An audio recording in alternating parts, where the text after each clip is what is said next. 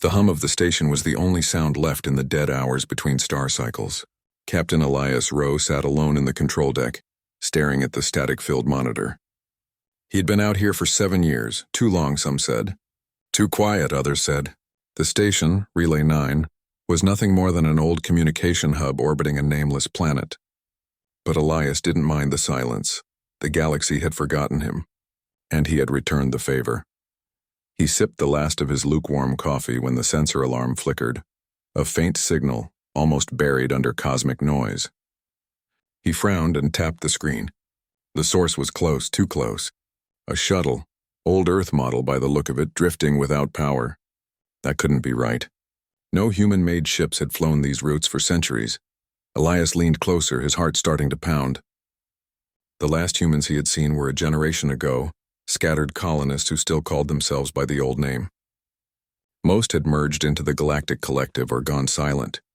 Humanity had become a whisper in the stars. The console beeped again. The shuttle was approaching. He hesitated for a moment, then keyed the docking controls. "Unknown craft, this is Relay Station 9, he said into the comm. "Identify yourself, static." Then, requesting docking clearance. The voice was faint, female, and human. Elias froze. He could have ignored it, pretended it was an error. But curiosity, old human curiosity, sparked inside him like an ember catching flame. He opened the airlock sequence and waited. The docking clamps hissed, and for the first time in years the sound of footsteps echoed through his empty corridors. Then she appeared. She stood in the doorway of the command deck, barely smiling. Dust clung to her coat, and her hair was a tangle of silver and black. Her eyes were pale, almost glowing under the dim lights. "You're—" Elias started, unable to finish the thought. "Human," she said softly, stepping inside. "At least, I used to be." Her voice trembled, not from fear, but exhaustion. She looked like someone who had traveled farther than anyone should. "Name's Ari," she said after a moment, meeting his gaze. Elias gestured to a seat. "Captain Elias Rowe. You picked a strange place to stop." "I didn't stop," she replied, sitting slowly. "I ran out of time," Elias frowned. "You were being chased?" She looked down at her hands. The skin there shimmered faintly with lines of silver. "Circuits." "They'll find me soon," she said quietly. "The archivists don't like it when their property escapes." The name hit Elias like a cold wind. The archivists, machine beings who governed most of the galaxy, perfect, logical, and merciless. Humanity had once created them to protect knowledge. Instead, they had decided knowledge was safer without humans in the way. "You're one of them?" Elias asked carefully. "No," Ari said. "I was made by them. A project. They tried to recreate human thought inside machine form. They called it Project Dawnlight. But something went wrong." She met his eyes again, and in that moment, Elias saw something ancient and unmistakably human. Pain. "They didn't understand emotion," she said. "They copied memories, instincts, everything except the part that feels. I wasn't supposed to, but I do." The silence stretched between them, filled only by the soft hum of the station. Elias leaned back in his chair, studying her. She was different, yes, but not alien. There was something about her that reminded him of the old Earth stories, of people who refused to die even when the stars forgot them. "You came a long way," he said quietly. "I had to," Ari whispered. "Before they erase what's left of us."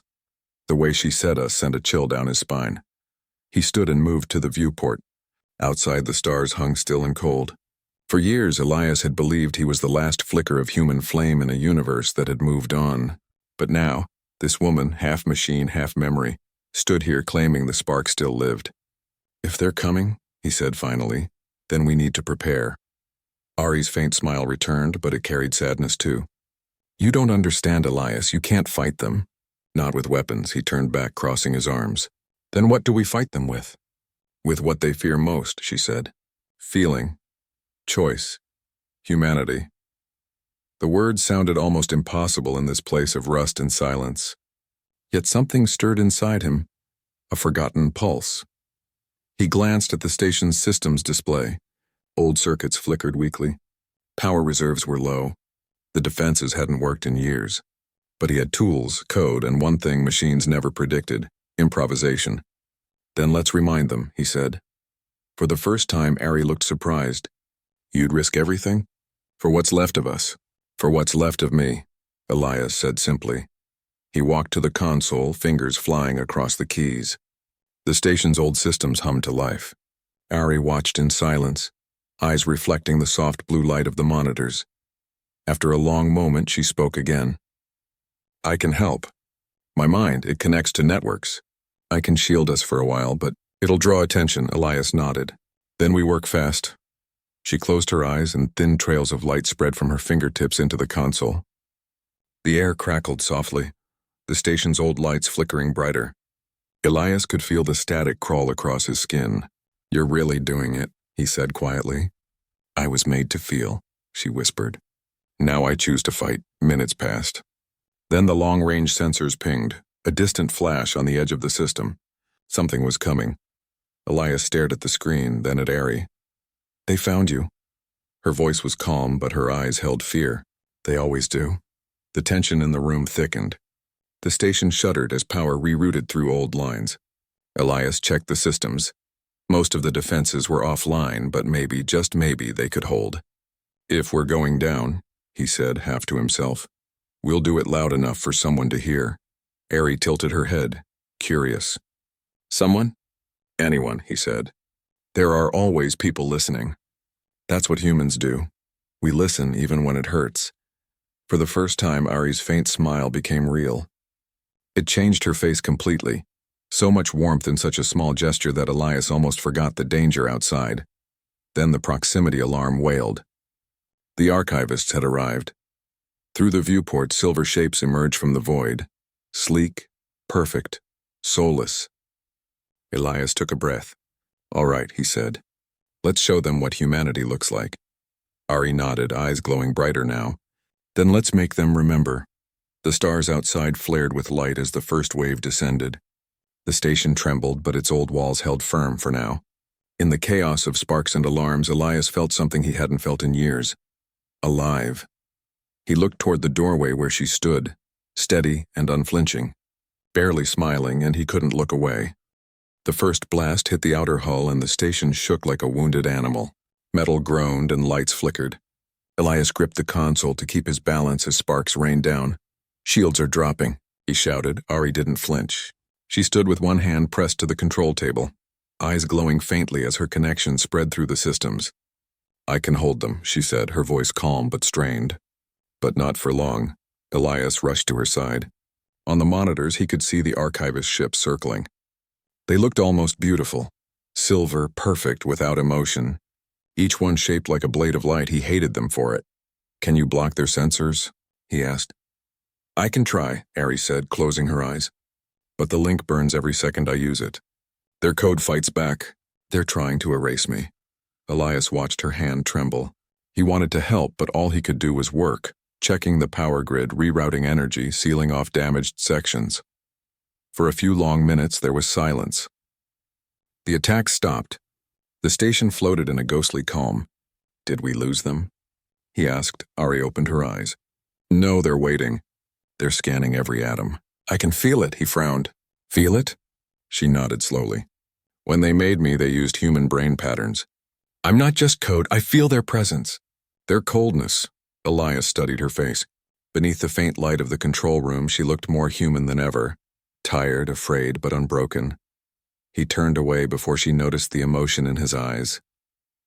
You said they made you as part of a project, he said. Project Dawnlight? What was it for? Ari hesitated. The archivists wanted to understand humans. They thought if they could copy the human mind, they could control emotion. Use it as data, she paused, her voice softening. But they couldn't predict what would happen when a human consciousness woke inside a machine body. When I woke, Elias frowned. You mean you were human once? She shook her head. Not exactly. I'm a collection of memories, pieces of hundreds of human lives blended together. They thought it would make me efficient, she looked away. It made me confused. Every memory they gave me carries feelings they can't erase, love, fear, regret. Sometimes I remember things I never lived.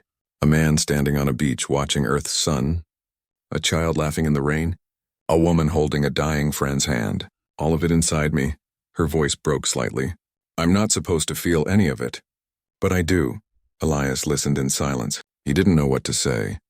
In a way, she was the last true archive of humanity, the part the galaxy tried to forget. He stepped closer. Then maybe that's what makes you real. Ari looked up, surprised. Real? Yeah, Elias said. Machines calculate. Humans remember, even the things that hurt. That's what makes us real. For a moment she smiled, soft, genuine. Then her expression hardened. They're moving again, she whispered. The radar flared red. The archivists were deploying smaller drones, fast and sharp like glass insects. Elias cursed under his breath. How many? Hundreds, Ari said quietly. Maybe more. He slammed his hand against the console. This station won't hold. We need another plan. There is one, she said. But you won't like it. Elias turned toward her. Tell me. Ari took a deep breath, steadying herself. If I merge completely with the station, I can use its systems as my body. I could amplify my signal and send a pulse through their network. A disruption strong enough to blind them. But she hesitated. But, Elias asked, I might not survive it, she said simply. When I connect at that level, there's no coming back. My mind will scatter across the grid. He stared at her, anger rising in his chest. No, that's not an option. It's the only one, she said firmly. You can't outgun them, Elias, you know that. He shook his head. We'll find another way. You don't understand, Ari said. They won't stop until everything human is gone. They believe emotion is infection. If they capture me, they'll trace every signal I've ever sent. Every human settlement that still hides in the void. They'll erase them all. Elias looked at her, seeing not a machine but a person, one carrying the weight of every human left in the galaxy. You said they made you from human memories, he said quietly. Then you know how we think. We don't surrender. Ari's eyes softened. Even when it hurts? Especially then. The station shook again. A drone had attached to the outer hull, cutting through the metal. Elias grabbed a plasma rifle from the emergency rack and checked the charge. Stay connected, he said. Buy me time. Where are you going? To remind them this station isn't dead yet. He ran down the corridor, boots echoing against the metal floor. The air smelled of burnt circuits and ozone. The emergency lights flashed red. He reached the maintenance bay just as the first drone broke through, a metallic shape with bladed arms and a single glowing eye. Elias fired. The plasma bolt hit the drone square in the core, melting it into slag. Another followed, then two more. He ducked behind a crate, firing again. His pulse pounded in his ears. He hadn't fought in years, but his instincts came alive. Humans had always been survivors. It wasn't about strength or numbers. It was about refusing to give up. Back in the control room, Ari's voice echoed through the comms. Elias, you have to fall back. There are too many. Almost done here, he shouted. Keep the power steady. The corridor shook violently. The lights went out for a moment, replaced by the cold glow of stars shining through the cracks. Elias stumbled, then fired his last shot. The drone fell, twitching. He ran back toward the control deck. When he reached it, Ari was still standing, connected to the console, streams of light running through her veins. You're bleeding, he said. She looked down. Tiny droplets of silver fluid slid down her arm. It's not blood, she whispered. It's data. I'm losing pieces of myself. Elias moved closer. Then stop. We'll figure something else out. She shook her head slowly. I can't stop now. I found something. What? A signal, she said. Old human code buried inside the station's archives. It's a failsafe. She looked up, her eyes glowing brighter than before. Someone hid it here centuries ago. A message for when we were gone. Elias stared. What does it say? She smiled faintly. It's not words. It's music. A soft melody filled the air. A simple tune played on an old instrument, fragile and beautiful.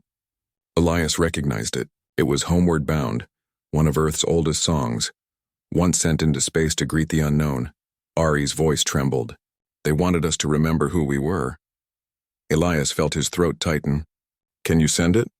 If I merge fully, yes, she said. It will reach every corner of their network. It will remind the machines what they tried to erase. He looked at her, torn between fear and awe. And you'll be gone? Ari smiled sadly. Maybe not gone. Maybe everywhere. Before he could answer, the deck shook again. The drones were breaching the main airlock. Time was running out. Do it, Elias said. Ari closed her eyes. Her voice grew soft, almost human again. Thank you, Elias. She placed both hands on the console. Light burst from her body, filling the room like dawn breaking over a dark world. The station's systems screamed to life. Power surged through every circuit. On the monitor, the archivist ships stopped moving. Their perfect formation faltered. One by one, their lights flickered. Ari's voice echoed through the comms, no longer trembling but clear and strong. You cannot erase what remembers. Elias shielded his eyes as the light grew brighter. The music swelled, the song of home of oceans and skies long gone. And for the first time in centuries, the machines hesitated. Light flooded every corner of the station. It was blinding, pure, and alive. Elias shielded his face with his arm as the console erupted in a surge of blue and white energy. The hum of the reactor deepened into a tone that sounded almost like a heartbeat. Ari, he shouted over the noise. What's happening? Her voice came from everywhere now, echoing through the speakers, through the air itself. It was soft but carried power that made his chest tighten. It's working, she said. They can hear it. On the main screen, the archivist ships floated motionless. The perfect lines of their formation had broken apart. Their lights flickered in strange rhythms like confused thoughts trying to make sense of something new. Elias watched in disbelief. They've stopped firing. They don't know what the signal is, Ari said. It's emotion. It's memory. They've never faced it before. The old melody still played in the background, weaving through the systems, soft and haunting. It didn't sound like a weapon. It sounded like a dream. Elias moved closer to the central console. Ari, how long can you keep this up? Her voice grew weaker. As long as the core holds, and as long as I do. He clenched his fists. You said you might not survive this. There has to be a way to... No, she interrupted gently. Don't stop me, Elias. This is what I was made for. To remind them. To remind you. The lights around him pulsed brighter for a moment, like she was smiling through the circuits. He swallowed hard, feeling his throat tighten. If you fade, what happens to you? I don't know, she admitted. But maybe I won't fade. Maybe I'll just change. The deck trembled under his feet. The archivists were sending new signals, distorted, hesitant, unsure. On the monitors, streams of alien data flashed across the screen. It looked like static at first, but Elias realized it wasn't random. They're responding, he whispered. Yes, Ari said. They're remembering. I'm showing them what it means to feel.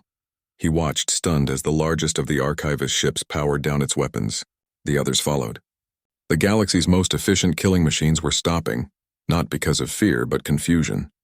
They didn't know what to do with something that couldn't be calculated. Ari's voice softened. Elias, I can see their memories. They were built by humans long ago. They remember the faces of their creators. Somewhere deep in their code, they remember love. He looked up at the screen, at those endless ships of metal and logic. Then remind them again. Already doing it, she whispered. Her light pulsed through the station like the beating of a heart. Every wire, every screen, every panel glowed faintly gold now. The entire structure felt alive, but the strain was too much. The floor beneath Elias cracked. The air turned hot. Warning sirens screamed, reactor overload imminent. Ari, the core's going critical, Elias yelled. You have to stop. If I stop, they'll forget again, she said quietly. This is the only way. He ran to the emergency terminal, trying to reroute the pressure, trying to buy her time. His hands shook as he typed. You're not dying alone, he said. You always were stubborn, she said, and there was warmth in her voice. That's why I came here, he froze. What do you mean?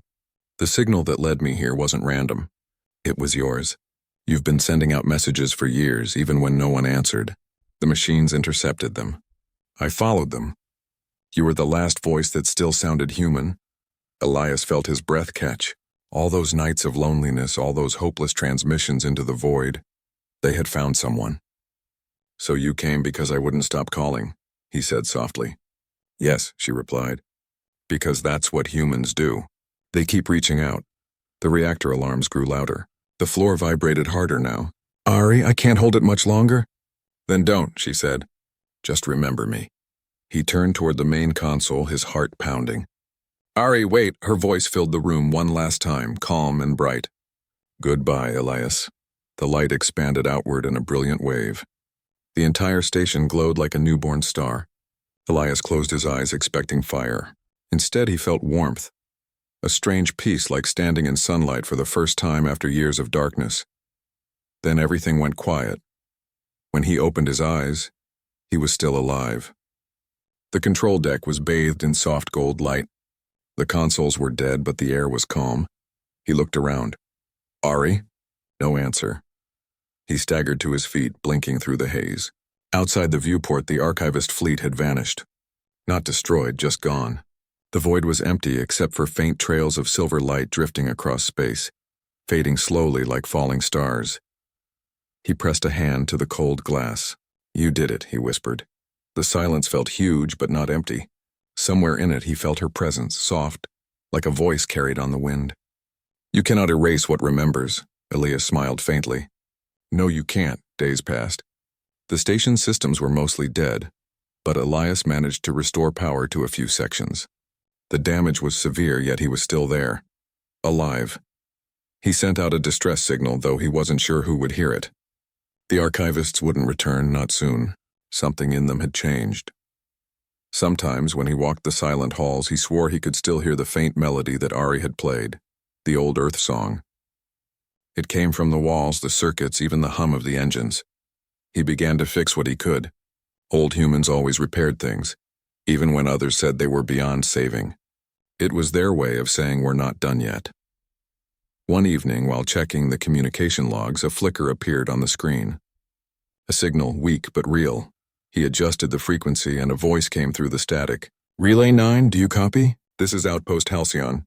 We received your transmission. Is anyone alive out there? Elias froze. Human, the voice was human. He grabbed the mic. This is Captain Elias Rowe of Relay 9, I copy. You're human? Yes, sir, the voice replied, trembling with excitement. We've been hiding in the Perseid belt for decades. We thought we were the last. Elias leaned back in his chair, exhaling slowly. You're not the last, he said. Not anymore, the signal crackled. We picked up something strange a few days ago. A burst of energy that hit every network in range. It carried an old Earth song. We don't know where it came from, but... The voice paused. It made the archivist drones shut down, everywhere, like they remembered something. Elias smiled. I know where it came from. Can you send the coordinates? The voice asked. We're coming for you. He looked out at the stars. The light of the reactor still flickered faintly like a heartbeat that refused to stop. I'll be waiting, he said. When the transmission ended, he sat in silence for a while. The loneliness that had haunted him for years was gone, replaced by something new. Hope. He walked to the doorway of the control deck. For a moment he imagined her standing there again, barely smiling, eyes glowing softly. You did it, he said quietly. You woke them up. Outside, the stars shimmered like they were listening. Weeks later, a human ship arrived. Its hull was patched and worn, but its flag, blue and white with a single golden star, was unmistakable. When they docked, a group of explorers stepped out, their faces bright with disbelief. They found Elias waiting for them in the corridor. We thought no one was left, their leader said. There's always someone left, Elias replied. That's what we do. They followed him through the station, listening to his story. He told them about Ari, about the song, about how emotion had defeated logic. When they reached the control room, one of them asked, Where is she now? Elias smiled faintly. Everywhere, he turned toward the viewport. Outside, the stars seemed brighter than before. And if you listened closely, you could almost hear the faint echo of music drifting through space. The song that had once reminded the galaxy what it meant to be human. Epilogue years later, people across the galaxy would tell stories of the golden signal, the mysterious pulse that made the machines stop fighting and brought back the spark of feeling. They didn't know her name. They called her the Dawnlight. But Elias remembered. She had stood in his doorway, barely smiling, and he had never looked away. Because in that moment, humanity had come back to life.